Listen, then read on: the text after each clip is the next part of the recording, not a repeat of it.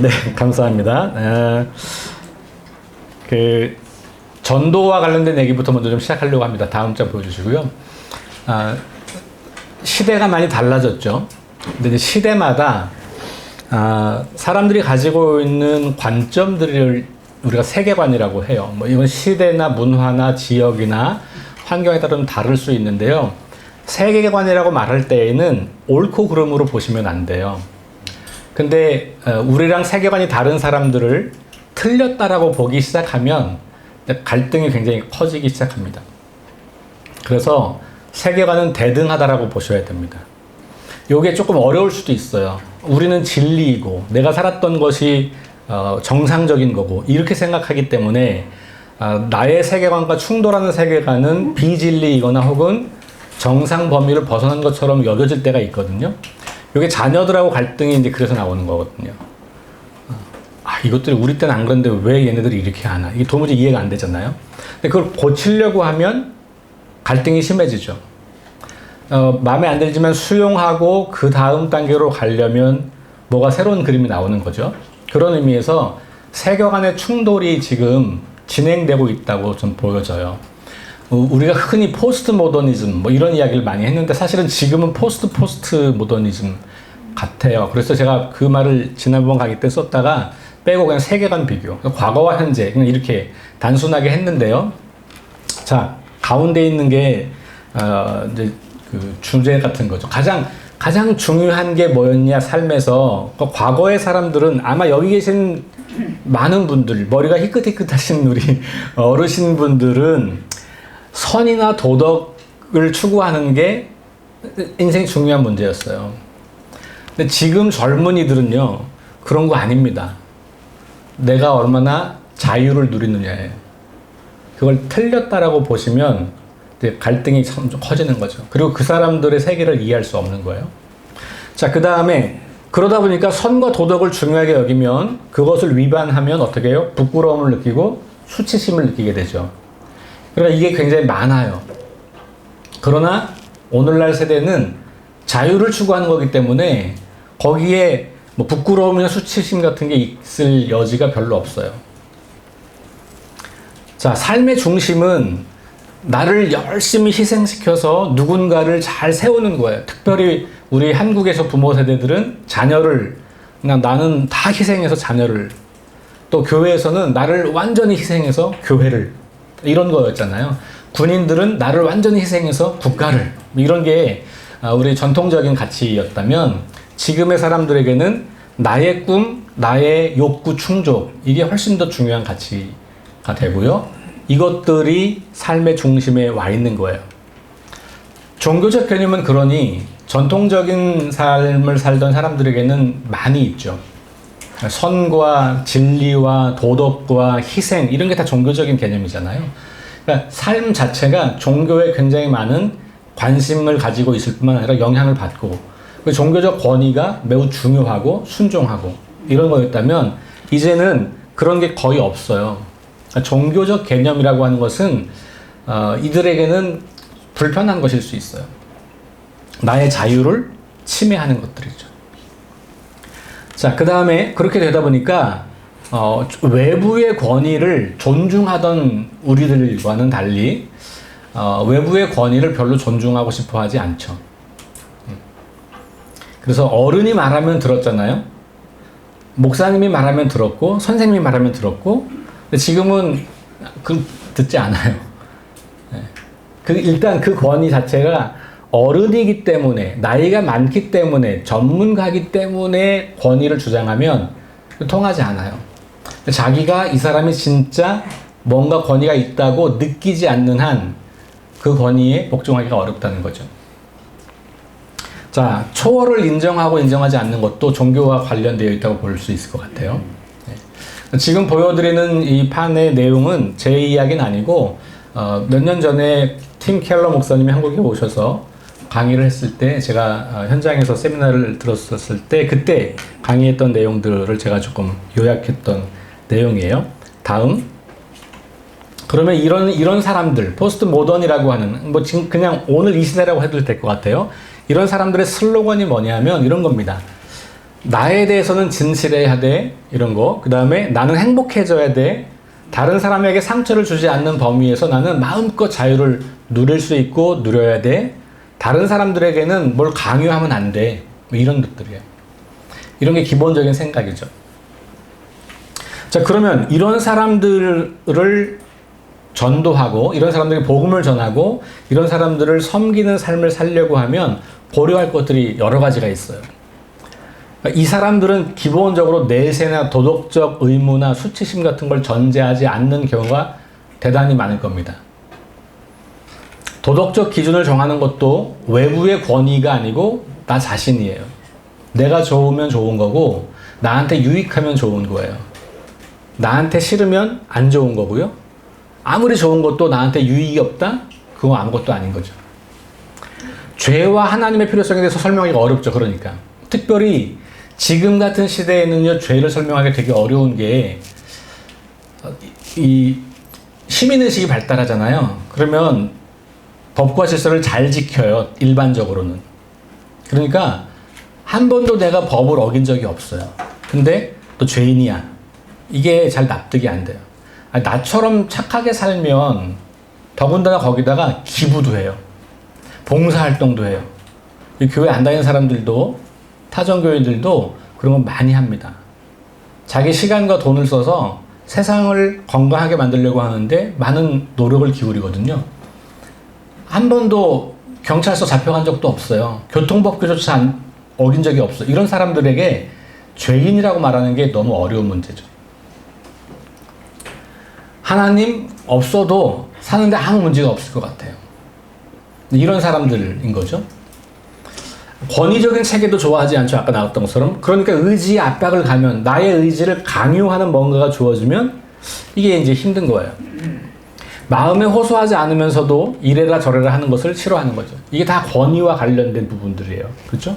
이런 걸 잘 기억하는 것이 전도할 때 굉장히 중요한 거죠.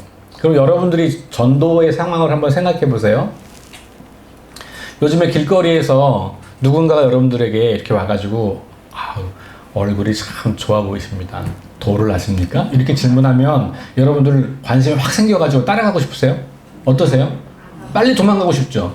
똑같아요. 예수 믿으세요. 그 말 들으면 똑같은 반응을 하는 거예요.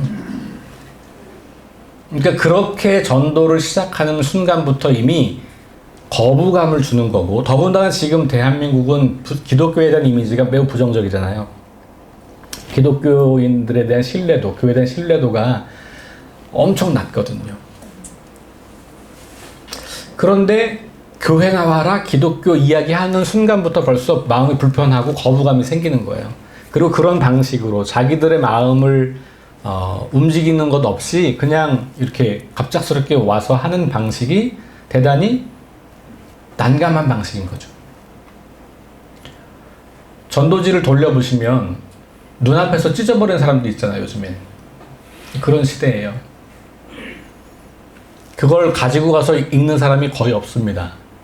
양심이 있으면, 좀 매너가 있으면 안 보이는 데서 찢어요. 아니면 안 보이는 데서 버리죠. 근데 이런 것들이 우리가 지금 전통적으로 해왔던 전도를 많이 고민을 해야 하는 시점에 와 있다는 거죠, 벌써. 자, 그 다음 장 보실까요? 그러면 유의사항들이 있어요. 자, 일단은 교회에서 사용하는 언어를 가능하면 사용하지 않고 이야기를 할 수 있는 지혜가 우리가 이제 배워야 되는 지혜예요. 그러니까 이런 얘기 하더라고요. 우리 신우들 중에 교회 와서 이렇게 앉아 있으면 분명히 우리말인데 한국말을 하는데 못 알아듣겠대요. 설교를. 도무지. 한 번도 들어본 적이 없는 용어들이 난무하는 거예요. 그래서 그냥 외계어 혹은 외래어를 듣는 듯한 느낌. 그러니까 소리는 들리는데 이게 무슨 말인지가 모르겠는 거죠. 근데 그게 꼭 설교만이 아니고요. 우리 기독교인들이 사람들과 대화할 때도 비슷한 느낌인 거예요. 복음을 전할 때도 너무 교회 용어만 쓰시는 거죠. 그러면 사람들에게는 그게 잘 이제 들어오지 않는 거잖아요. 그러니까 일상 언어를 가지고 어떻게 복음을 설명할까를 고민하는 것은 이 시대에 굉장히 중요한 주제다라고 볼 수 있어요. 성경 이야기만 해가지고는요. 일단 왜냐하면 성경을 그 사람들은 우리처럼 하나님의 말씀으로 권위 있는 책으로 받아들이지 않잖아요. 심지어는 허구 내지는 무슨 뭐 신화 이렇게 보는 사람들한테 성경에 이렇게 있으니 믿으시오 통하지 않는 얘기예요. 그러니까 이 사람들에게는 성경 이야기를 하기 전에 무슨 얘기를 하냐면 지금 이 시대가 존경하는 사람들이 있어요.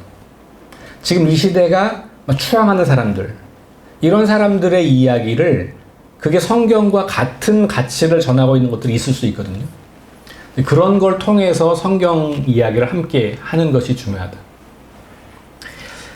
그 사람들이 의심하는 거 존중해 줘야 됩니다. 특별히 지금 가장 큰 위기는 뭐죠? 청년이 교회를 떠난다는 거잖아요.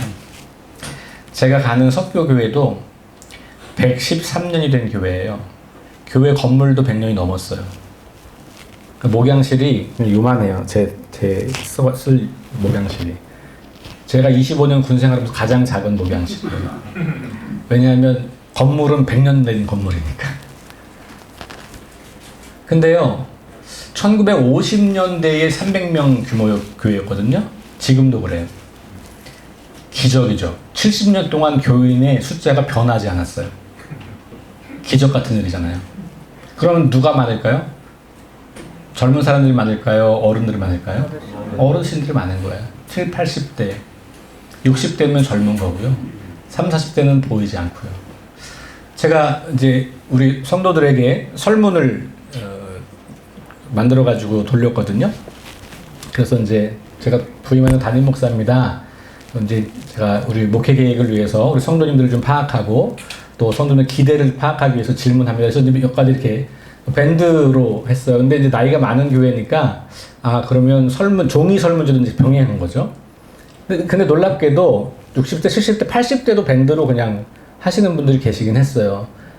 30대 1명, 40대 2명. 예. 설문에 온 사람 한 이제 40명 중에. 예. 젊은 청년들이 게을러서 안 하는 게 아니고요. 없어요. 그러면 50년 뒤에 이 교회가 존재할 수 있을까요? 군인교회도 저는 시간이 조금 길 뿐이지 큰 차이가 없다고 생각해요. 왜냐면 군인교회가 한국에 있는 교회니까. 이미 우리 알잖아요. 우리가 20년 전에 대대교회, 연대교회의 용사들이 교회를 찾아왔던 거하고 지금하고는 너무 다른다는 걸 아시죠? 그러니까 이제 그들이 의심하고 있는 것을 계속 비판했어요. 청년들이 의심하면 믿음이 없다, 마귀 들렸다, 심지어는. 얘가 사탄이 들려서 장난치네. 그래서 이걸 자꾸 차단하고 심지어는 쫓아냈거든요. 청년들의 의심을 받아주지 않잖아요. 청년들은 교회를 떠나요. 되게 중요한 이야기예요. 청년만이 아니라 지금 세대 사람들의 특징이 그런 거예요. 그 다음에 그들이 이 의심한다는 것이 사실은 교회에 관심이 있는 거예요. 관심도 없으면 의심도 안 해요. 그리고 그들이 그렇게 관심을 보이는 것에 대해서 의심이나 질문을 통해서 관심을 보이는 것에 대해서 내가 관심을 보여야 돼요.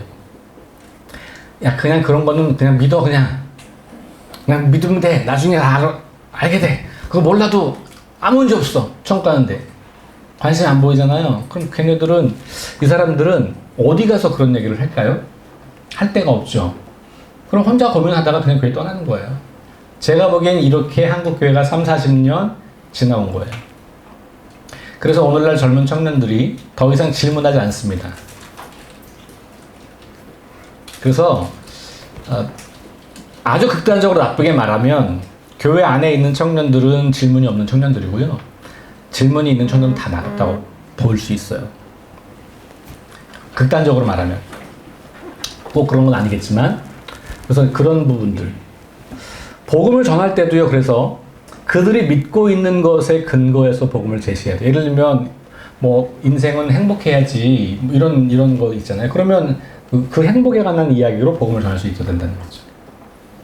그 사람들이 뭘 관심 갖고 있고 어떤 것을 믿고 어떤 신념을 가지고 있고 그것을 어떻게 복음과 연결시킬까를 우리가 고민해야 된다는 거예요.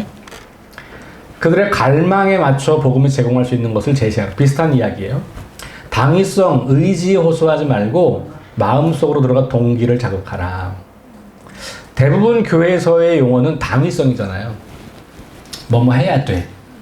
네, 그렇죠. 교회 오자마자 바로 헌금해야 돼, 기도해야 돼, 성경 읽어야 돼, 예배 빠지면 안 돼. 도망가고 싶지 않을까요? 자유를 갈망하는 세대들이. 교회는 너무 우리의 삶을 구속하는 곳이잖아요. 그렇죠. 여기 있는 대부분의 분들은 도무지 이해가 안 되는 거예요.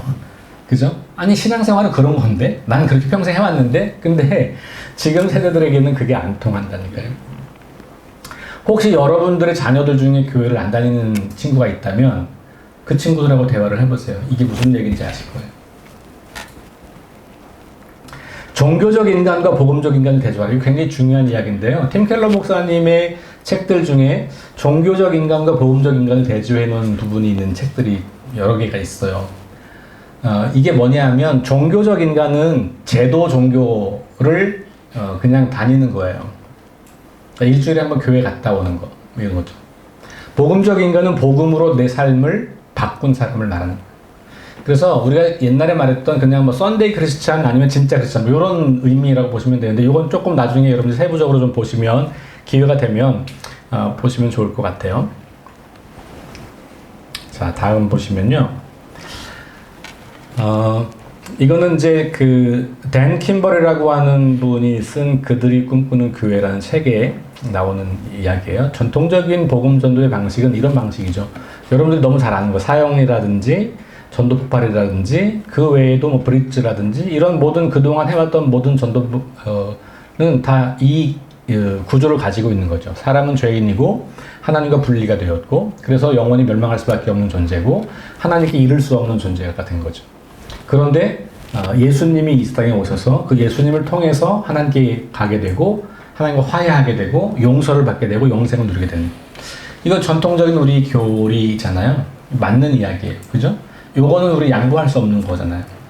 세상이 달라졌다 그래서 이걸 바꿀 수는 없어요. 근데 문제는 내용의 문제가 아니고 요 내용을 전달하는데 현대 사회에는 걸림돌이 생겼다는 거예요. 그게 다음 장에 있는 거예요. 그래서 이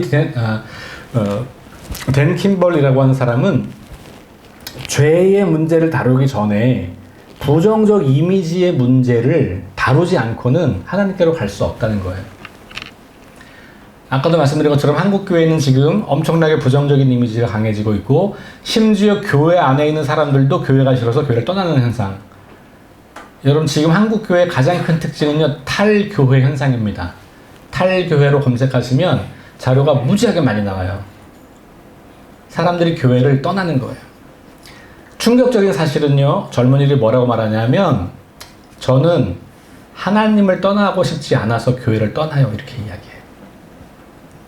이 말이 이해가 되시나요? 하나님을 떠나고 싶지 않아서 교회를 떠나야 되겠어요. 이런 시대가 된 거죠. 그 뭐냐면 교회나 교회의 어른들에 대한 교회를 다니고 있는 사람들에 대한 부정적인 이미지가 너무 커진 거예요. 근데 이게 미국 사람 책의 얘기인데요. 이미 우리나라만 그런 게 아니고 전 세계적으로 기독교인들의 삶에 뭔가 심각한 문제가 보이기 시작하는 거죠. 자, 그래서 부정적인 이미지를 건너가는 이 강을 건너는 신뢰를 회복하는 과정이 반드시 필요하다라는 이야기를 하고 있는 거죠. 그렇게 해서 한 단계를 넘어가야 그 다음에 드디어 죄의 문제를 직면시킬 수 있다는 거예요. 그래야 우리가 전하고 싶은 복음을 전할 수 있는 거죠. 그럼 우리에게 관심은 이 복음을 직접 전하는 것을 하기 전에 굉장히 많은 시간, 신뢰를 회복하는 시간을 가져야 돼요. 이건 굉장히 긴 시간이 필요한 겁니다. 여러분 한번 신뢰가 깨지면 이거 회복하는 거 되게 어렵죠. 개인적인 관계에서도 한번 신뢰가 깨지면 되게 어렵잖아요. 마찬가지로 기독교에 대한 이미지가 한국 사회에서는 바닥이기 때문에 이걸 회복하려는 것은 굉장히 오랜 시간이 걸려요. 모든 그리스도인들이 여기에 관심을 가지고 여기에 노력하지 않고 복음을 전하는 것은 계속 이야기하지만 부정적인 마음만 더 강화시킬 뿐이에요. 그러니 이건 심각한 고민거리가 아닐 수 없는 거죠. 자, 그러면 복음을 받아들이는 이 현대인들이 특별히 이 책은 그 포스트 모던 보이 교회로 돌아오다라는 책에 나오는 얘기예요. 이 책은 1990년대 초반부터 미국의 포스트 모더니즘이 그 확장되고, 그 전부터 물론 왔습니다만 90년대에 많은 대학 청년들이 교회를 떠났어요. 미국 교회도. 그런데 IDF 그 간사님들이 캠퍼스에서 열심히 복음도 전하고 청년들 만나고 하면서 수천 명의 청년들이 다시 교회로 돌아오게 됐죠. 미국 전역에서. 이 간사님들이 연구했어요. 얘네들이 돌아오게 된 것을 인터뷰하면서 연구해 보니까 5개 단계를 거치더라는 거예요. 첫 번째가 신뢰예요. 네가 하는 말은 내가 안 믿을 거야. 그랬다가 네가 하는 말 내가 이제 믿을 것 같아. 네가 말하면 내가 믿을 것 같아. 뭐 이런 거겠죠. 호기심은 그래서 이 사람이 말하고 있는 것에 대해서 궁금함이 생기기 시작하는 거예요. 그러면서 변화에 대한 갈망을 갖게 되죠. 근데 변화에 대한 갈망을 갖는다고 해서 바로 가진 않아요. 변화하는 건 되게 어려운 일이잖아요. 그래서 호기심을 가지고 탐구를 하기 시작하고, 탐구하고 나서 비로소 결단을 해서 다시 돌아온다는 거죠. 그러니까 이게 아주 쉽게 그냥 뭔가 성령께서 강하게 확 역사하시면 그냥 되는 거지, 뭐 이게 뭐 필요해, 그렇게 볼 수도 있겠지만 그렇지 않더라는 거예요. 그래서 이 5가지 단계들을 잘 거치는 것이 우리가 알고 있어야 되고, 내가 만나는 사람이 지금 어떤 단계쯤에 있는지를 잘 분별할 수 있으면 좋죠. 이것만 갖고도 며칠 얘기해야 되는 거니까, 이건 여러분 이 책을 읽어보세요. 꼭 읽어보세요. 전도에 관심이 있다면 이 책은 꼭 읽어보셔야 돼요. 특별히 우리 청년들, 이 시대의 사람들에게 복음을 전하고 싶다면 꼭 읽어보십시오. 자, 또 하나의 책을 통해서 제가 아주 큰 통찰을 얻었는데요. 제임스 에머리 화이트라고 하는 분이 쓴 종교 없음이라는 책이, 종교 없음은 뭐냐면 미국의 갤럽 조사에서 종교를 조사할 때 당신의 종교가 무엇입니까? 1. 기독교, 2. 뭐 이렇게 하고 마지막 종교 없음. 요 종교 없음에 표시하는 사람들이 점점 늘어나고 있다는 거예요. 이 책이 제목이 말하는 것은. 예. 그래서 The Rise of the Nuns라고 하는 영어 책 제목이에요. 그러니까 이 종교 없음에 표시하는 사람들의 숫자가 점점 증가한다. 이게 미국의 교회 현상을 또 설명하는 거거든요. 80년대 이전에는요, 복음 전도가 어떻게 됐냐면 그리스도를 먼저 전하는, 아까 전통적인 방식으로 죄의 문제를 이야기하고 그리스도를 전하면 그 사람들이 복음을 받아들이는 거예요. 그리고 나면 공동체로 들어오죠. 그래서 교회에서 활동을 해요. 그러고 나면 교회가 하는 일이 세상을 되게 건강하게 만들고 치유하는 일이구나, 그런 대의에 참가하게 되는 거예요. 이게 전통적인 방식에서 과정이었다면 90년대까지, 90년대부터 20년대, 2000년대까지의 방식은 먼저 공동체로 사람들이 온다는 거예요. 그러니까 그리스도를 접하기 전에 나 좋은 친구, 좋은 모임에 가는 거죠. 여러분들이 구역 예배에 친구들을 데리고 오는 거, 이런 거예요, 일종의. 아니면 어떤 소모임에 누구를 데리고 오는 거죠. 뭐 T 공동체를 하시는 분들이라면 T 공동체의 불신자를 데리고 오는 거예요. 예를 들면 이런 거예요. 그래서 이와 같이 공동체로 사람들을 데리고 오면 그 사람들이 공동체에서 자기 좋은 친구 때문에 거기 왔다가 그 사람들이 좋은 걸 보니까 그 사람들이 믿고 있는 그리스도를 만나게 되죠. 그리고 나면 교회가 꿈꾸고 기독교인들이 추구하는 세계관을 받아들여서 세상에서 귀한 일들을 감당하게 된다는 거예요. 그런데 지금 시대는 완전 전통과 완전 반대죠. 대의를 발견해야 온다는 거예요. 기독교인들도 이런 일을 해? 야, 난 기독교인들은 무슨 자기밖에 모르고 지네끼리 모여서 잘 사는 친구들인 줄 알았는데 세상의 문제를 염려한다고, 얘네들이? 얘네들이 무슨 자살 문제를 가지고 씨름한다고? 얘네들 우리 동네에 어떤 문제를 가지고 고민이 있다고? 너네도 그래? 야, 그럼 너네가 믿는, 너네가 모이는 사람들끼리 어떻게 사는지 나 좀 가보자. 이렇게 되고, 그러면 그리스도를 만나게 되는 거죠. 부정적 이미지가 회복되면 그게 이제 대의를 만나는 거거든요. 비슷한 맥락이죠. 좀 다르게 설명했지만 아까 그림과 다 같은 맥락의 이야기를 지금 하고 있는 거예요. 그래서 세상을 건강하게 만들려고 하는 사람들과 연대하는 거, 기독교가 아주 잘해야 하는 일인 거예요, 지금은. 사실은 그걸 이미 교회가 많이 해왔어요. 잘해왔죠. 사회복지는 사실 교회가 엄청나게 많이 시작했고 지금도 대부분의 기독교인들이 하고 있는 거잖아요. 재밌는 사실은 근데 그게 사람들에게는 잘 알려지지 않았고 오른손이 하는 걸 왜 모르게 하라 그래서 그런 건지 모르지만 우리는 너무 그죠 알리지 않았어요. 그리고 잘 몰라요. 조금 부정적으로 말하면 기독교인이 운영하는 이 사회복지 단체들인데 비리가 많은 거죠. 우리 원장님이 기독교인이고 목사님인데 직원들 월급을 잘 안 주는 거죠. 이런 일들이 계속 발생하는 거예요. 그럼 어떻게 될까요? 그러면 이제 쟤네가 믿는 복음은 별게 아닌 거죠. 이런 것들이 이어지는 거예요. 자, 다음. 자, 그러면 어떻게 해야 되냐? 어떻게 해야 되냐? 자, 진정성 있는 인격적인 만남을 우리가 잘 해야 돼요. 근데 이게 되게 어렵더라고요. 일단 왜냐하면 이제까지 우리의 삶의 방식은 기독교인이 알면 친구가 아니에요. 여러분 어떠세요? 교회 나오시는 분 외에 자주 만나는 친구가 있으세요? 교회를 열심히 나올수록 그런 시간은 없잖아. 일주일 내내 교회 와야 되는데. 그죠? 그러게 말씀하시잖아요. 네. 왜 국권중앙교 왜 이렇게 매일 교회를 나오게 하는 거예요? 근데 한국의 교회가 대부분 그렇잖아요. 매일 교회를 나와야 돼. 열심히 있는 사람들은.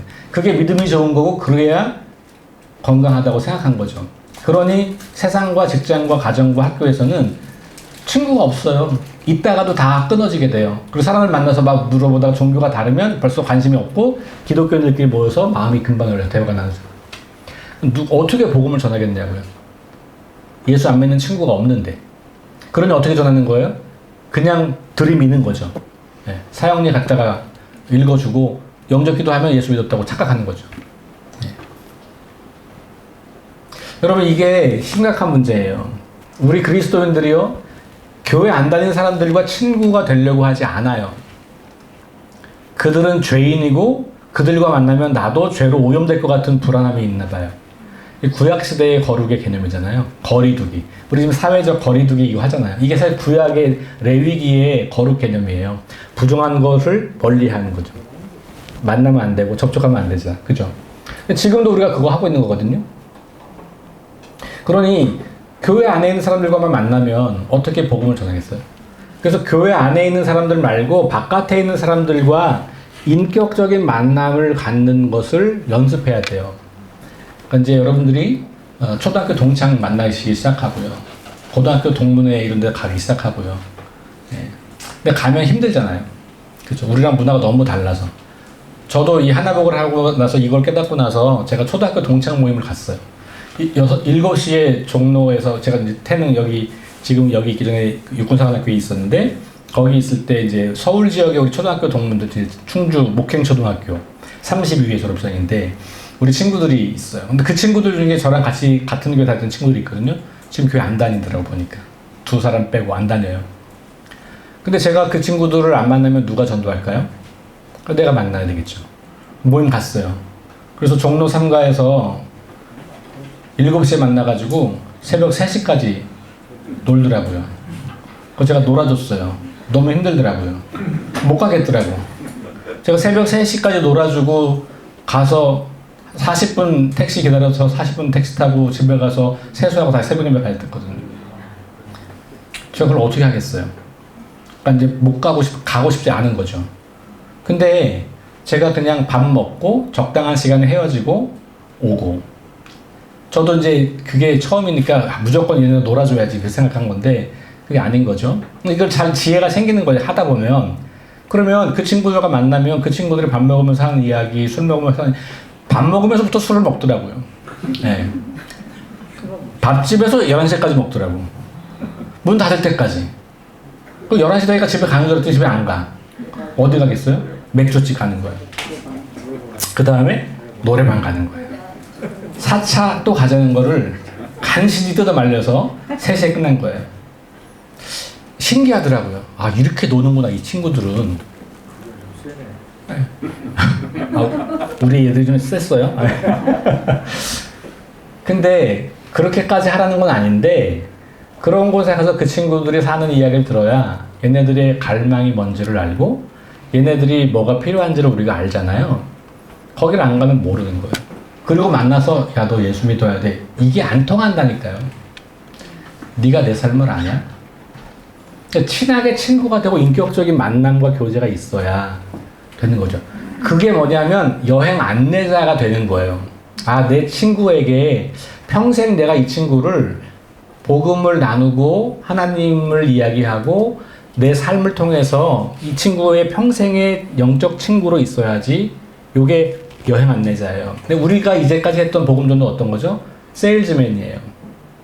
그죠? 그래서 야, 요거 되게 좋은 건데 요거 제품은 이렇게 막 설명해가지고 이렇게 사세요. 근데 안 사면 그럼 어떻게 해요? 그럼 말고. 네. 그냥 헤어지는 거예요. 영혼에 대한 사랑이 사실은 없는 거죠. 그렇죠? 자, 설득과 논쟁보다는 나눔과 안내. 아까 말했던 것처럼 이게 조금 어려운 지점일 수 있고 용납이 안 될 수도 있는데요. 세계관의 문제는요, 설득과 논쟁으로 되는 게 아니에요. 신이 없다고 믿는 사람에게는요, 신이 있다고 믿으라고 해서 설득해서 논쟁할 수가 없어요. 반대도 똑같거든요. 그 사람들이 아무리 우리한테 그럴듯한 이야기 갖고 와서 이야기해도 우리가 거기 설득되거나 그 논쟁에 불복할 수 없잖아요.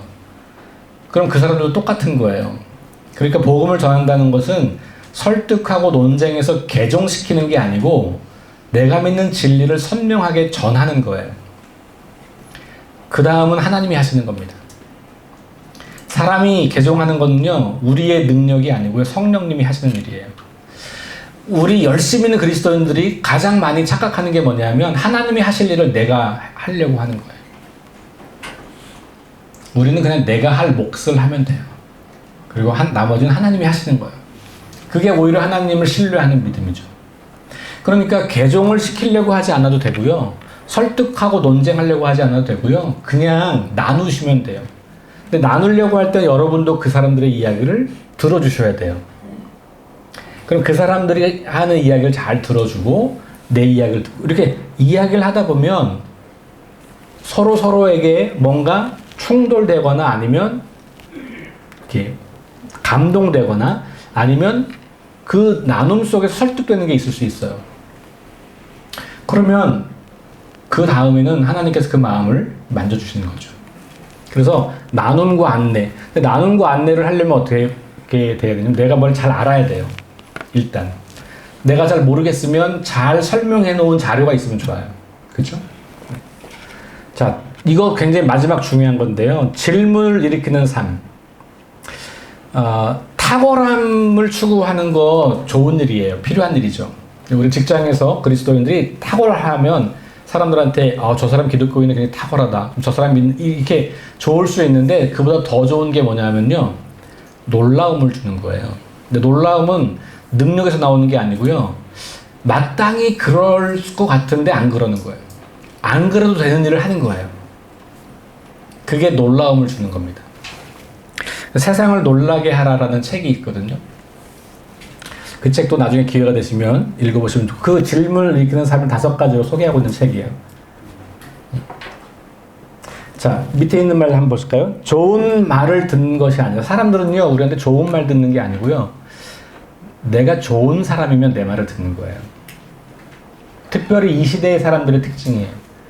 권위가 있는 좋은 말을 무조건 듣는 게 아니고요. 인정하지 않는 거. 나한테 아무 의미가 없는 건데 내가 좋아하는 사람이 말하면 듣는 거예요. 그러니까 여러분들이 누군가에게 특별히 예수 안 믿는 친구들 주변 사람들에게 좋은 사람이 돼야 돼요. 신뢰할 만한 사람. 이 친구라면 내가 뭐든지 얘기할 수 있어. 내 인생이 정말 힘들 때는 이 친구랑 얘기하면 돼. 그게 기독교인 친구가 옆에 있어야 되는데 그럴 때마다 타종교 친구들이 옆에 있는 거예요. 아니면 무신론자 친구들이 옆에 있는 거죠. 그럼 그 친구들은 어딜 찾아가겠어요? 당연히 거기로 가겠죠. 그 친구들 주변에 신뢰할 만한 기독교인이 한 사람도 없다면 어떻게 기독교인들이 복음을 전할 수 있을까? 이 지점인 거죠. 그래서 인격적 만남, 여행 안내자, 나눔과 안내, 질문을 일으키는 삶. 내가 이런 삶의 훈련을 통해서 좋은 사람이 되는 것을 연습하는 거 굉장히 중요한 과제일 수 있겠다. 자, 복음을 전하는 건 스킬이 아니에요. 기술이 아니에요. 기술을 습득한다고 해서 되는 일은 아니고요. 더 중요한 건 뭐냐 하면 복음을 전하는 사람은 늘 말씀 묵상과 기도로 영적 성장을 이루고 있는 사람이어야 해요. 이게 없는데 스킬을 배워서 전도한다? 뭔가 이제 한계가 분명하게 있겠죠. 그래서 말씀과 기도를 중심으로 내가 개인적으로 성장하고 그리고 그것이 공동체 안에서 나누어지는, 그러니까 개인의 영적 성장 플러스 좋은 공동체가 기반이 되었고 그 가운데서 우리가 갖고 있는 복음을 전할 수 있는 거, 이게 되게 중요한 과제라는 거예요. 자, 하나님 나라를 경험하고 영적 성장을 책임져 줄 공동체 안에서 개인은 영적 성장을 이루어갈 수 있고 그리고 그 공동체를 통해서 하나님의 나라를 경험하게 되면서 사람들이 이런 공동체에 오면 복음을 통해서 진짜로 이런 삶을 사는 사람들을 경험하게 되고 만나게 되는 거죠. 이런 것들이 복음 전도와 관련이 있는 거예요. 최근에 제가 우리 군인교회 컨퍼런스 할 때도 소개했고 많은 곳에서 읽고 있는 책인데요. 이 책을 요약하면 500년 이전의 교회 이야기예요. AD 500년 이전, 100년부터 500년, 예수님 사후부터 이제 초대교회가 시작되어서 근데 복음, 이 초대교회에서 복음이 전해지는 아주 중요한 포인트가 313년 이전, 313년은 뭐 언제냐면 콘스탄틴 황제가 기독교를 더 이상 이방 종교라고, 그러니까 나쁜 종교, 사교라고 하지 않고 괜찮아, 이제 기독교도 믿어도 돼 라고 공식적으로 인정할 때예요. 그 전까지의 기독교는 아주 소수였고 박해와 조롱의 대상이었어요. 그런데 가장 매력적인 사람들이었어요. 그래서 계속 교회가 성장해요. 복음이 전해집니다. 근데 이때는요, 복음을 받아들여서 기독교인 되면 죽을 각오하는 거예요. 박해의 시기니까. 그런데도 매력이 있어서 사람들은 그 죽음을 각오하고 3년에 걸친 긴 시간 동안 세례 교육을 받고 그리고 기독교인이 돼요. 이런 일들이 초대교회 때 일어나는 거죠. 왜? 매력. 그리스도인의 삶이 매력이 있다는 거예요. 그런데 314년 공식화가 되잖아요. 황제가 교회를 나오기 시작해요. 그러면 어떻게 될까요? 황제를 바라보는 사람들이 나오기 시작하죠. 그리고 그 황제 때문에 이익을 봐야 되는 사람들이 나오기 시작하죠. 그래서 교회가 로마 교회의 공식적인 인정을 받게 되면서부터는 나한테 돌아오는 이익 때문에 교회를 오기 시작하는 겁니다. 군선교를 우리는 이제까지 이익으로 많이 했어요. 교회 오면 이익을 주는 거죠. 그렇죠? 그래서 열매가 있었던 시절도 있었어요. 점점 그런 열매들은 잘 맺히지 않거나 혹은 열매라고 생각했던 것들은 나중에 보니까 아닌 것이 드러나기 시작하죠. 다 보고 있는 거예요, 우리가 지금. 자, 더 문제가 됐던 것은 강제하는 시기가 옵니다. 자, 콘스탄틴 황제 이후에 디오니우스라고 하는 황제는 기독교만 유일한 종교로 인정해요. 그래서 이방 신전들을 다 파괴하고 이방 신을 믿는 사람들을 다 죽입니다. 313년 이전에 기독교인들이 당했던 박해를 이제는 기독교가 기독교를 믿지 않는 사람들을 향해서 하게 되고요. 모든 사람들은 다 세례를 받아야 돼요. 태어나면서부터. 그래서 유아세례가 생긴 거예요. 그러니 복음을 몰라도 기독교인이 되는 거죠. 그리고 기독교인이 안 되면 죽어야 되니까 어쩔 수 없이 기독교인이 되는 거죠. 오래전에 그 군대는 강제도 많이 했어요. 계급과 힘을 가지고. 그때는 우리가 그것이 좋은 방법이라고 생각을 했어요. 근데 저는 이 책을 읽으면서 이게 우리가 군에서 하고 있는 전도의 이 패러다임이 이미 역사 속에 다 드러난 거였구나. 를 보게 됐어요. 고민이 많아지는 지점이죠. 어떻게 우리가 매력적인 그리스도인이 될까? 자, 다음. 제가 최근에 코로나를 지나면서 읽었던 책 중에 2050년 거주불능지구라는 책이 있어요. 2050년이 되면 이 지구가 거의 인류가 생존하기가 어렵다. 다 멸망하는 건 아니지만 뭐 소수. 지금 뭐 6번째 멸종 이런 얘기도 많이 나오거든요. 근데 2부의 책 목차예요. 목차만 보면 살인적인 폭염, 빈곤과 굶주림, 집어삼키는 바다, 치솟는 산불, 날씨가 되어버릴 재난. 그러니까 재난이 이젠 날씨 일기예보에 나오는 거예요. 갈증과 가뭄, 사체가 쌓이는 바다, 마실 수 없는 공기, 질병의 전파, 무너진 경제, 기후분쟁, 시스템의 붕괴. 여러분 이거 한 10년 전만 들어도 에이 그게 무슨 소리야. 근데 지금은요 이거 들으면 다 우리 이야기잖아요. 그죠? 기후위기 특별히 많이 이야기하고 그죠? 온도 1.5도에 이거 우리 계속 이야기하고 있는 건데 저는 이 책을 보면서 우리가 말하는 깨어진 세상의 실체를 보고 있는 것 같아요. 깨어진 세상. 물론 이런 자연현상으로만 보는 건 아니지만 우리의 인간관계나 이 모든 것들도 이제 깨어지는 거지만 그 핵심은 뭐냐 하면 하나님의 창조 질서가 다 깨어지고 망가진다는 거예요. 이 세상은. 그러니 그냥 개인이 영혼 구원받고 죽으면 천국 가는 그 정도 복음 가지고는 우리가 이런 문제들을 접근할 수가 없는 거죠. 할 필요도 없어요. 아니 난 천국 가는데 뭐 이미.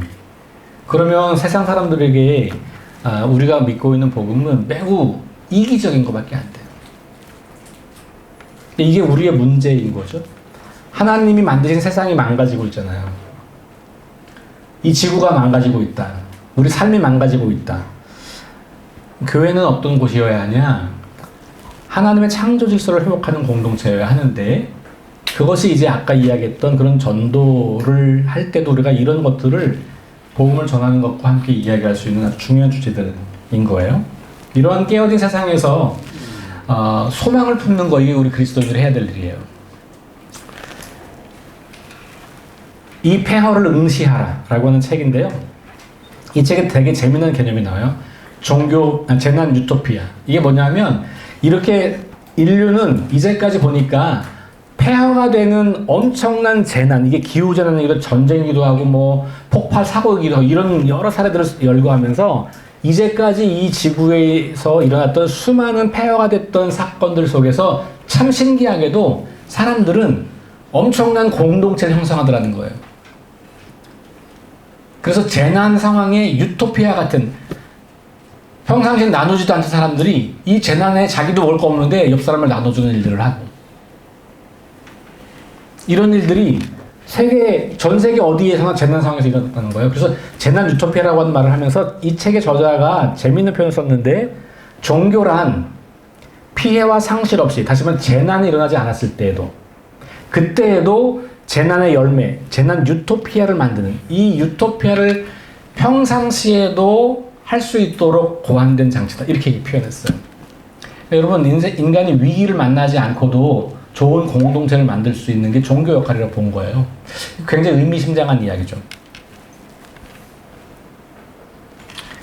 자, 제가 볼 때 세상이 지금 현재 우리 한국 사회를 비롯해서 이 코로나를 지나고 나면서 사람들이 전문가들이 이야기하는 이 세상이 앞으로 어떤 사회가 돼야 되냐는 이야기를 할 때 이 세 가지 정도를 이야기를 해요.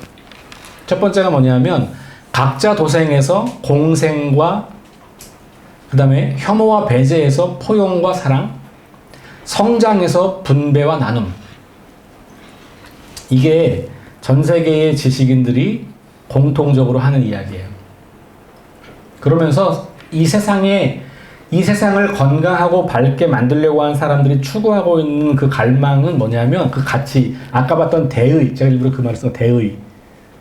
사람들이 이렇게 살고 있는데요. 교회는 각자 도생, 혐오, 배제, 성장 이걸 추구하잖아요. 그럼 이 사람들에게 교회는 매력적인 곳이 안 돼요. 정의와 사랑으로 요약할 수 있을 것 같아요. 이 이야기들을. 근데 이 정의와 사랑이 뭐예요? 하나님 나라예요. 여러분 성경에서 이야기하는 하나님 나라는 정의와 사랑이 실현되는 거예요.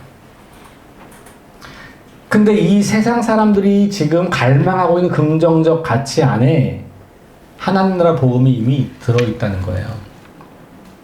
근데 교회는 이런 것과 관심 없고 기독교들이 이런 거에 관심 없이 그냥 나 혼자 예수 잘 믿고 천국 가는 것으로 복음을 축소하고 그렇게만 알고 있어서 세상의 문제에 관여하지 않고 세상의 문제는 그냥 알아서 이렇게 한다면 복음은 전해지기가 어렵다. 앞으로 점점.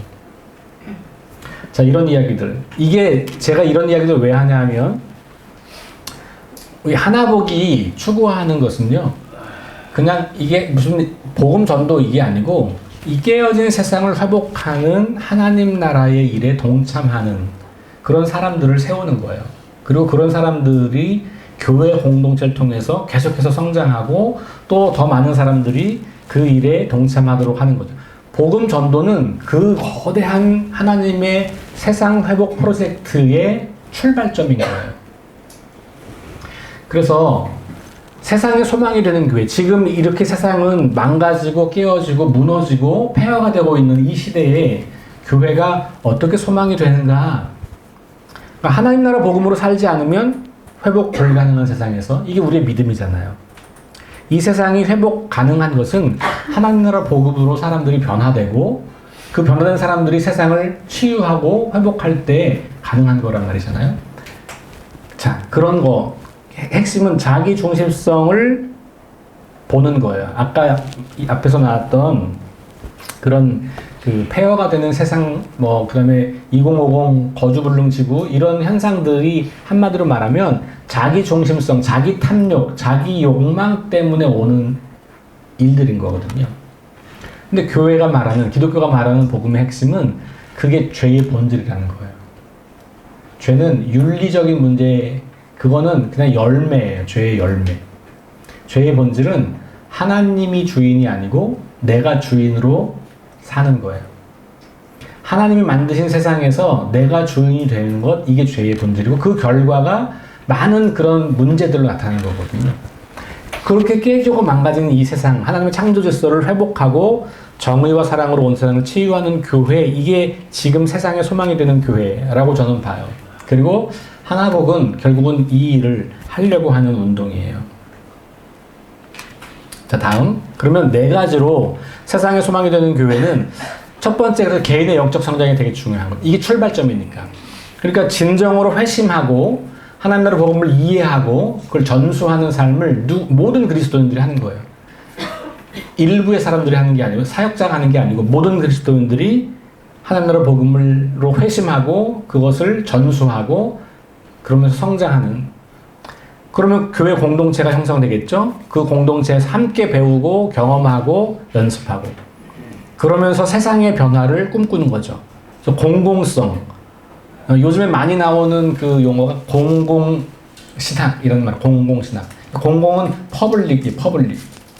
그러니까 많은 사람들에게 어떻게 신학이 의미 있게 다가갈까 이게 이제 고민하는 거거든요. 그게 뭐냐면 하나님 나라를 이 땅에서 어떻게 구체적으로 살 거냐의 문제예요. 그래서 이 세상의 정의의 문제, 생태의 문제, 평화의 문제 이런 문제들에 교회가 어떻게 응답할 거냐, 이게 교회 공공성이고 이런 걸 사람들은 대의라고 보는 거고 그들이 추구하는 대의와 우리가 추구하는 대의가 만나면 그들은 교회에 관심을 갖고 올 수 있는 거죠. 공교회성, 이거는 이제 교회와 또 교단 혹은 여러 교회들의 연합을 말하는 거거든요. 우리 군인교회는 사실은 하나의 군인교회인 거예요. 국군중앙교회가 하나의 교회이지만 정보사령부에 있는 강남중앙교회와 국군중앙교회는 큰 의미로 하나의 교회에 있는 형제들인 거잖아요. 그러니까 혼자서 뭘 하려고 하지 않고 함께 하는 게 공교회성을 말하는 거예요. 그래서 공교회, 저게 우리 사도신경을 고백할 때 고백하잖아요. 그 공교회가 뭐냐면 영어로 캐톨릭 처치예요. 저 옆 동네를 말하는 게 아니고 그 캐톨릭이라고 하는 말은 보편적이고 우주적이고 하나의 그런 말이에요. 그러니까 원래는 그 캐톨릭이라고 하는 말이 그런 의미예요. 그러니까 우리 교회만 교회가 아니고 이 땅에 존재하는 모든 교회들이 다 하나의 교회, 보편교회 이런 의미예요. 그러니까 연대하는 거, 서로 협력하는 거, 이게 되게 중요한 거죠. 그래서 군인교회도 지금 최근 몇 년 사이에 연대하는 일들이 많이 일어났잖아요. 그래서 우리 신앙전략 컨퍼런스도 같이 하고 이런 건 굉장히 바람직한 일이죠. 또 군인교회, 지역교회, 또 선교단체들과 교회들 이렇게 연대하는 거. 이런 일들이 잘 구성되고 발전할 때 세상에 소망이 되는 교회가 될 수 있겠다라고 보는 거예요. 자, 그러면 하나복 사역의 큰 그림을 이제 제가 소개해요. 지금까지는 이걸 이해하기 위한 전제들이에요. 결국은 하나복 사역은 전도 프로그램이 아니에요. 하나복 사역은 어떤 프로그램이 아니고 온 세상을 회복하려는 하나님의 프로젝트, 하나님의 그 거대한 구원 계획에 동참하기 위해서 한 사람을 온전한 그리스도인으로 성장시켜서 그 사람이 건강한 공동체를 세우는 사람이 되고 그 공동체가 세상을 변혁시키는 그런 세상을 만들어가는 이런 일을 하는 것, 이게 하나복 사역이라고 보시면 돼요. 출발은 전도로부터 시작하죠. 전도를 통해서 뭘 해요? 회심을 하게 되는 거죠. 회심하고 나면 이제 혼자서 신앙생활 할 수 있도록 기초 양육을 해야 되겠죠. 그리고 혼자서 신앙생활 하다가 성장하고 나면 이 사람도 복음을 전해서 사람들을 회심할 수 있도록, 그리고 회심한 사람들을 성장하도록 돕는 역할을 할 수 있는 사람이 되는, 그걸 제자라고 해요. 제자를 만드는 거고. 그리고 제자들이 이제는 공동체를 함께 구성해서 혼자서 일을 하기 어려우니 공동체가 어떻게 일을 감당할까를 꿈꾸는 거예요. 그러면 그 공동체가 이 세상 구석구석에서 세상을 변혁시키는 일을 감당하게 되는 거죠. 이것이 하나님 나라의 큰 그림이고 하나님 나라 복음 네트워크가 갖고 있는 큰 그림이에요. 그래서 이 출발은 결국 한 사람이 하나님 나라 복음으로 온전히 세워지는 것에서 출발하는 거죠. 그래서 여러분들이 이제 2주 후부터 풍성한 삶의 초대라고 하는 복음 전도하는 책을 가지고 함께 공부하고 그걸로 1대1로 복음을 전하는 실습을 할 거예요. 그게 출발점, 전도 저기 하는 거예요. 전도와 회심 사역. 그거 끝나면 끝나는 게 아니고 그 뒤로 계속 이 과정이 있다는 거죠. 그렇죠? 자, 다음. 에베소 4장 11절 15절 말씀, 이 말씀을 우리가 좀 깊게 보셔야 될 필요가 있어요. 교회 안에 하나님께서 전문 사역자들을 세우셨어요. 11절. 사도, 예언자, 복음전도자, 혹은 목사이자 교사. 저기 목사와 교사는 한 단어예요. 목사이자 교사. 그러니까 4개. 사도, 예언자, 복음전도자, 목사이자 교사. 이렇게 전문 사역자를 세웠다는 거예요. 이 전문 사역자를 세운 이유가 뭐냐? 12절. 그것은 성도들을 준비시키는 역할을 하는 거예요. 그래서 그 성도들이 봉사의 일을 하게 하고 그리스도의 몸을 세우게 하는 거예요. 자, 그럼 봉사의 일을 하고 그리스도의 몸을 세우는 건 누가 하는 겁니까? 성도들이 하는 거예요. 목회자가 할 일은 뭡니까? 전문 사역자 할 일은 그 성도들이 그 일을 할 수 있도록 준비시키는 거죠. 준비시킨다는 말을 옛날 성경은 구비시키다 이렇게 말했어요. 영어로 equip하는 겁니다. 장비를 갖추어주고 능력을 갖추어주는 거예요. 그러니까 전문 사역자들은 그런 걸 하는 거고 성도들이 그렇게 준비가 되어서 봉사의 일을 하고 그 다음에 그리스도의 몸을 세우는 거. 이 그리스도의 몸이라는 게 교회를 말하는 거잖아요. 그래서 우리 모두가 하나님의 아들을 믿는 일과 아는 일이 하나가 되고 온전한 사람이 되어서, 그럼 성도들이 준비되어서 저렇게 하면 우리가 다 온전한 사람이 된다는 거예요. 그래서 어떻게 돼요? 그리스도의 충만하심에 다다르게 된다는 거죠. 이 영적 성장이잖아요. 모든 그리스도인들이 그리스도의 충만함에까지 자라는 것이 영적 성장이고요. 그것을 위해서 저런 일들을 하는 거예요. 왜 그러냐면 이 세상에는 우리가 성장하지 않으면 흔들려요. 유혹이 많아서 어린아이처럼 미혹돼요. 이리저리 끌려다녀요. 이런 세상을 살고 있는 거죠. 깨어진 세상이기 때문에 그런 거죠. 그래서 사랑으로 진리를 말하고 살면서 모든 면에서 자라나서 머리 되시는 그리스도에게 자라야 된다. 이게 영적 성장을 말하고 있는 거고, 이 영적 성장이 된 사람들이 결국은 교회를 세운다는 거예요. 그리고 그걸 위해서 사역자들이 존재한다는 거거든요. 그럼 여기도 핵심은 뭡니까? 한 사람이 건강하게 영적으로 성장하는 거잖아요. 하나복에서 중요한 거는 프로그램을 떼는 게 아니고요. 이 사람이 진짜 영적으로 성장하고 있는 애를 보는 거예요. 복음을 전해서 회심을 했으면 그 다음에 이 사람이 계속해서 성장하고 있는 것을 봐주는 거고 함께 성장을 이루어가는 거예요. 이런 거 하려고 하는 게 하나복이에요. 자, 성경에 나타난 모델이 있어요. 이거는 그냥 넘어갈게요. 이게 예수님, 또 예수님의 모습, 예수님의 말씀, 그 다음에 바울의 이야기 속에 4가지가 있어요. 다음 넘어가시면 이 말씀을 이렇게 정리하면 이렇게 되어 있습니다. 그래서 성장의 영역이 4군데, 4가지. 하나님과의 관계, 자신과의 관계, 그 다음에 밑에 있는 다른 사람과의 관계를 2개로 좀 확대하면 공동체와의 관계, 세상과의 관계 이렇게 4가지로 나눌 수 있어요. 이것이 하나복의 영적 성장의 핵심이에요. 그리고 이걸 위해서 하나복 사역은 하는 겁니다. 다음. 그래서 복음을 알기 전에 우리의 상태는 이 네 가지 관계가 다 깨어져 있는 거예요. 이 얘기는 뭐냐면 하나님은 원래 이 네 가지 관계를 조화 있게 사랑의 관계 속에 살도록 만드신 거예요. 이 에덴의 삶이에요.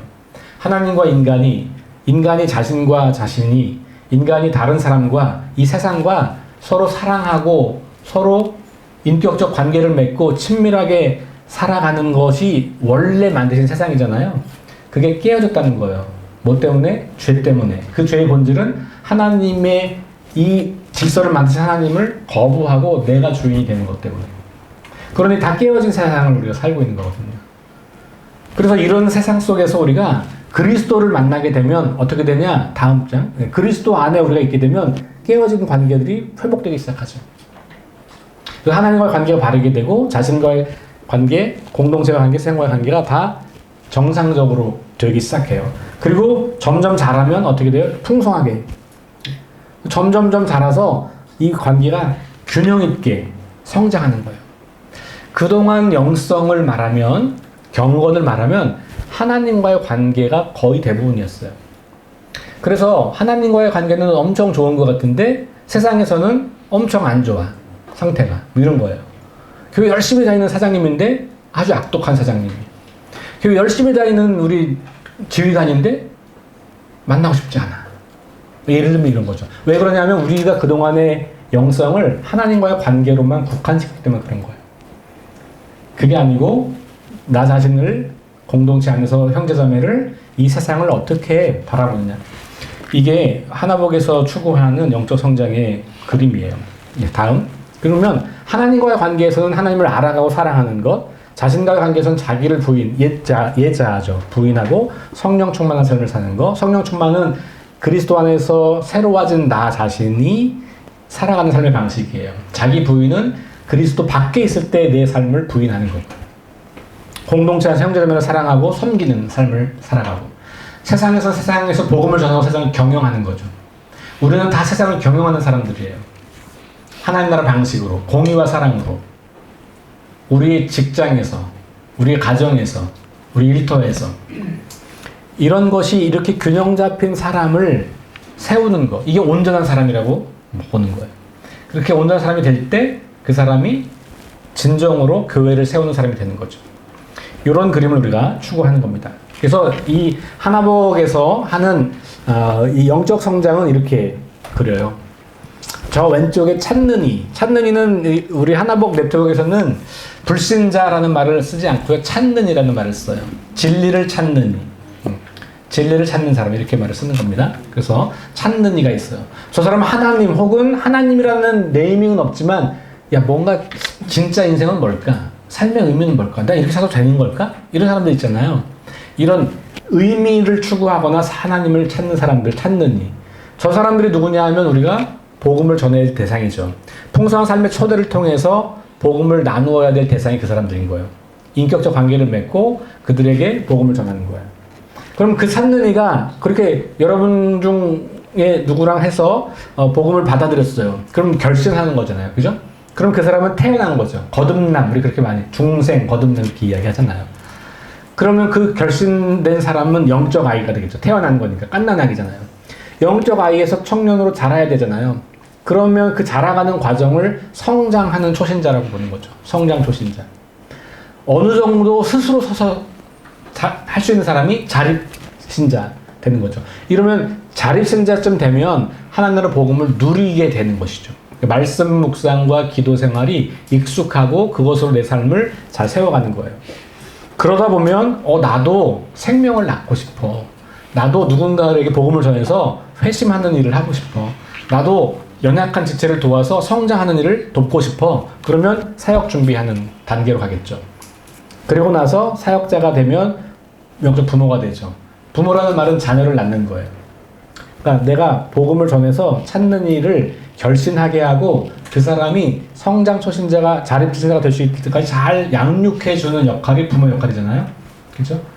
그거 사역자의 역할이에요. 그리고 그 다음엔 지도자, 그럼 공동체를 이끄는 그런 사람들이죠. 이게 이제 큰 그림으로 하나복 사역이 가고 있는, 근데 가만히 보니까 이건 결국은 하나회복 사역이라는 것은 이 교회를 건강하게 세우는 그런 사역과 연결되어 있다고 보시는 거죠. 근데 이 계단식이 이렇게 거꾸로 가잖아요. 왜냐하면 영적 성장은 낮아지는 거고 섬기는 거고. 예수님께서 이 땅에 오실 때 나는 섬김 받으러 온 게 아니다. 섬기러 왔다. 그런 것처럼 점점 성장할수록 섬김과 헌신이 더 많아져야 돼요. 돈도 많이 써야 되고 시간도 많이 써야 되고, 그렇죠? 그러니까 우리가 사역자가 된다는 것은 돈과 시간을 많이 쓸 수밖에 없어요. 그거 안 쓰고는 사역이 되지 않아요. 생명을 살리려면 시간을 써야 되고 그 사람을 위해서 물질도 써야 되잖아요. 자, 이런 과정 보시고요. 요거를 하나복 전체 로드맵으로 보면 교재들이 이렇게 쭉 나와 있는 거예요. 저 왼쪽에 찾는 이들과 함께 하는 책들이 보라색으로 되어 있는 게 기본 교재예요. 그러니까 여러분들이 이제 다음 주부터 풍성한 초대를 할 겁니다.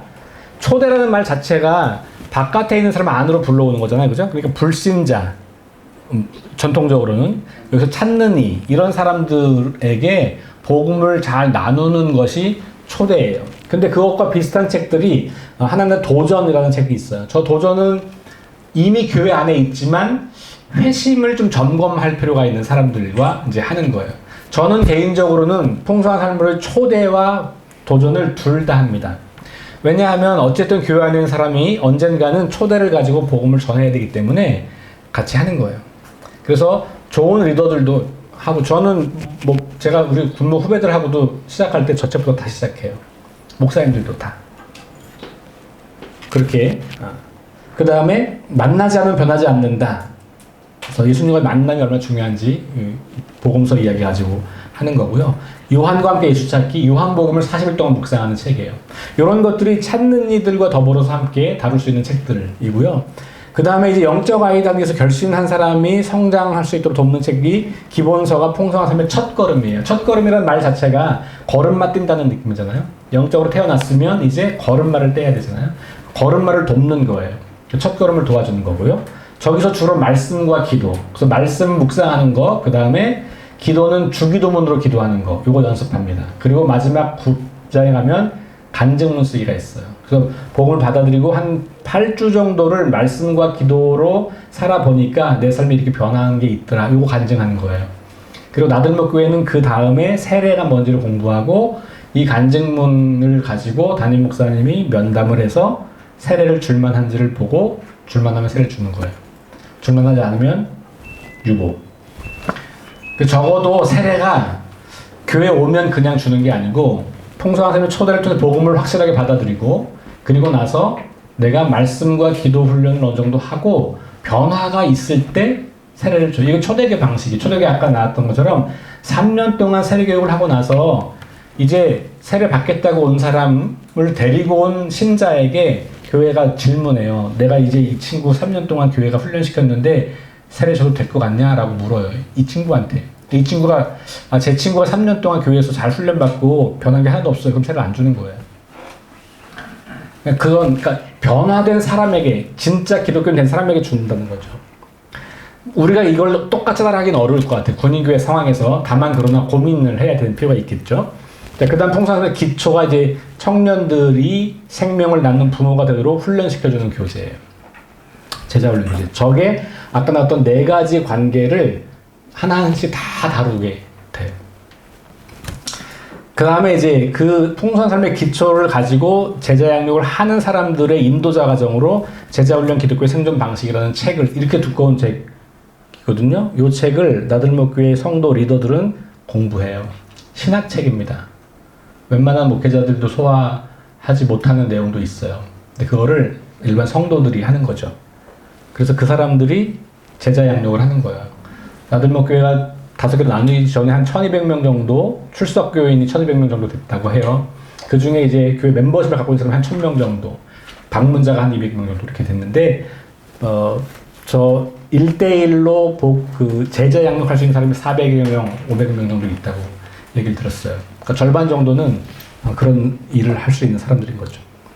자, 그렇게 있고, 이 오른쪽에 있는 책들은 이제 참고로 계속해서 목사님이 썼던 책들, 대부분의 책들은요 다 설교했던 내용을 그냥 책으로 다시 낸 거예요.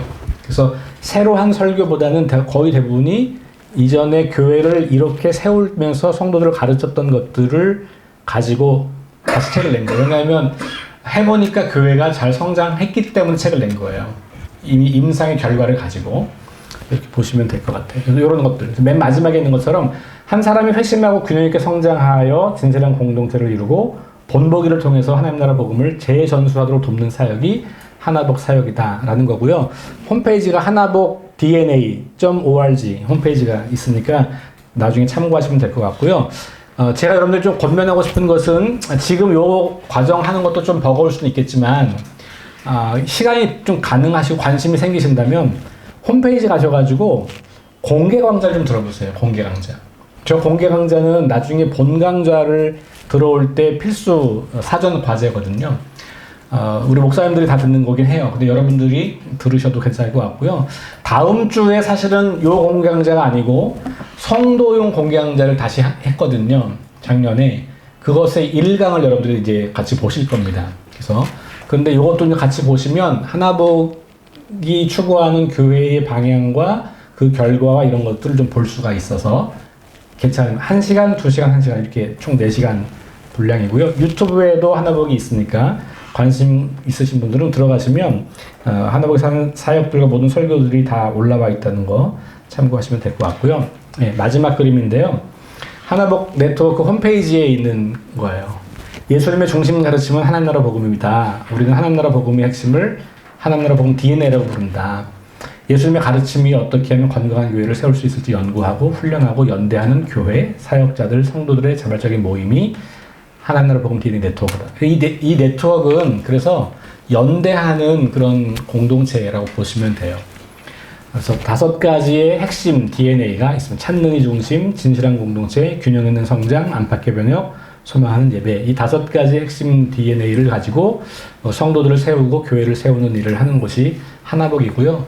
이 사역에 동참하신 여러분들 환영하고 여러분들이 이제부터 함께 마음을 열고 한번 시도해 보시고 좀 낯선 방법이기도 하고 또 어색할 수도 있겠고 뭐 그렇겠지만 이왕에 오셨으니 12주를 잘 지나셔서 여러분들에게 의미 있는 여러분들에게도 성장과 변화가 있으면 좋겠고 또 여러분들의 변화 때문에 우리 중앙교회와 우리 군인 교회들이 더 아름다운 열매들을 맺게 되는 그런 일들이 일어나길 기대하면서 제 오늘 강의를 마치겠습니다. 고맙습니다.